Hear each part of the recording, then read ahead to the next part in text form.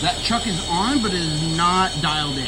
So whoever gets this machine should definitely dial that in and not assume that it's right, because it was put on after repair. It has not been dialed in.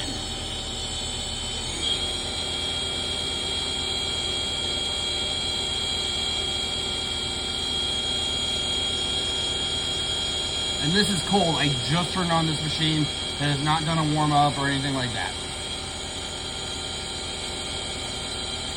That is currently 2,400 RPM right there.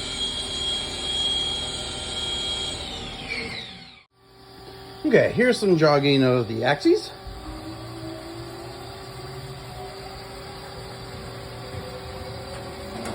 Pretty smooth.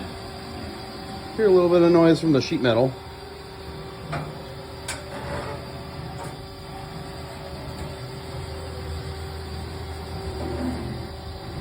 Put it here, do X now.